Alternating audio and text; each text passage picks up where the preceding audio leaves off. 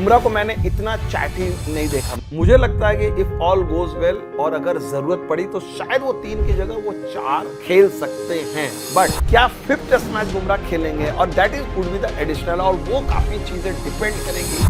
Sir इतने दिनों से हमने काफ़ी सारी नेगेटिव चीज़ें सुनी है कि शायद ये प्रॉब्लम हो रही है, गंभीर वापस आ गए हैं, ये वो। लेकिन सर अगर हम टीम इंडिया की कुछ पॉजिटिव्स की बात करें, आई थिंक वो ऐसी कुछ टॉपिक है जिन पे ज़्यादा बातें नहीं हो रही है। तो अभी आप देख के आए हो फर्स्ट एंड आपको पता है, तो क्या पॉजिटिव और अच्छी चीज़ें, अच्छी साइंस है फॉर टीम इंडिया? देखिए, द बेस्ट थिंग जो मुझे लगा, जो मैं what was outstanding was Bumrah को मैंने देखा। बुमराह का मूड, बुमराह से बातचीत भी हमारी हुई। बुमराह को मैंने इतना चैटी नहीं देखा, मतलब वो जिस तरह से इंटरेक्टिव फर्स्ट डे से, मतलब मैंने देखा लंदन में जब पहली मुलाकात हमारी हुई तो वो 4 जो तेज गेंदबाज हैं, अर्शदीप, बुमराह, सिराज और कृष्णा, ये चारों के साथ वो निकली चौकड़ी। मेरी पहली मुलाकात भी लंदन में हुई और इनफैक्ट जो है मैंने उनको बोला भी बुमराह को कि भाई, क्या मैंने उनसे परमिशन मांगी, सीनियर खिलाड़ी हैं, मैं चाहता तो सीधे शूट है, तो मैंने बोला कि मैं शूट कर सकता हूं क्योंकि मेरे पास टीम के अराइवल के शॉट नहीं थे। मैं एयरपोर्ट पे गया था तो टीम दूसरे रास्ते से निकली थी, तो मेरे पास अराइवल के शॉट्स नहीं थे, तो मैंने बोला कि भाई ये ले सकता हूं। तो बुमराह ने मजाक में कहा कि भाई इन सारों का लो, बाकी लोगों का लो, मेरा मत लेना, इनका जरूरत है। मैंने बोला कि ऐसा संभव नहीं है। और उसके बाद बुमराह को देखा हमने पूरे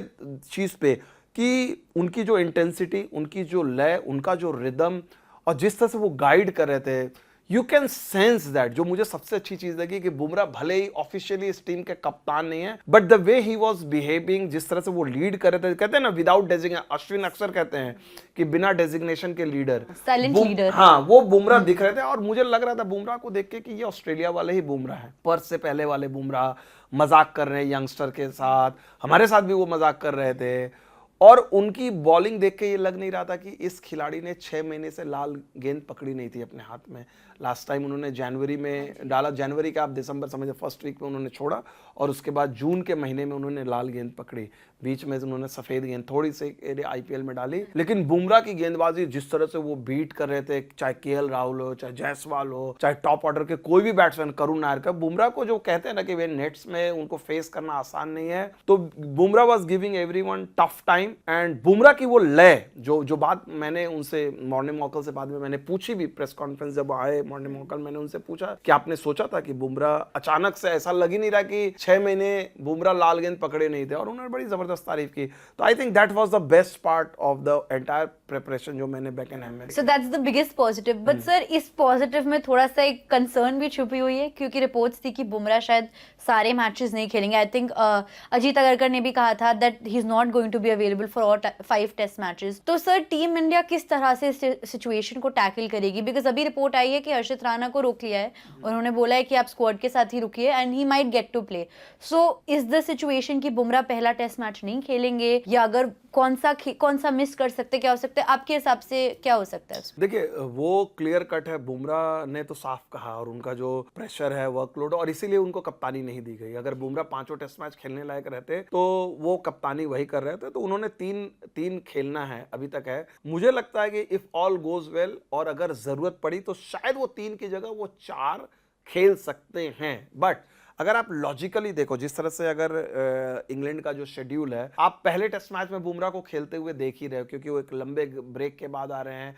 काफ़ी उन्होंने जो शुरू के उन्होंने सेशन किए, एक दिन उन्होंने नेट सेशन मिस भी किया क्योंकि लगातार कर रहे थे। फिर अभ्यास मैच खेला, अभ्यास मैच भी 3 दिन का, फिर भी गैप है। तो फर्स्ट टेस्ट तो वो खेल रहे हैं। अब दूसरा सवाल ये होता है कि फर्स्ट टेस्ट के बाद सेकेंड टेस्ट के बीच में 8 दिन का गैप है, लगभग 8 दिन का गैप है, which is a substantial gap, ठीक है ना। लेकिन सेकेंड और थर्ड के बीच में नहीं है, तो यू विल अज्यूम कि वो सेकेंड भी खेलेंगे, पहला और दूसरा वो खेलेंगे ही खेलेंगे। मुझे जो लगता है, मेरी अपनी अंडरस्टैंडिंग है, 1 और 2 खेलेंगे, 3 वो नहीं खेलेंगे, ठीक है ना, क्योंकि बैक टू बैक है, 3 दिन का रिकवरी चाहे कुछ भी हो। Third test match unlikely to play मेरे हिसाब से। फिर थर्ड और फोर्थ के बीच में काफी गैप है, तो आप फोर्थ उनको देखोगे ही देखोगे। तो 1, 2, 4 ये 3 टेस्ट मैच तो जो सर्टेन उनका दिख रहा है।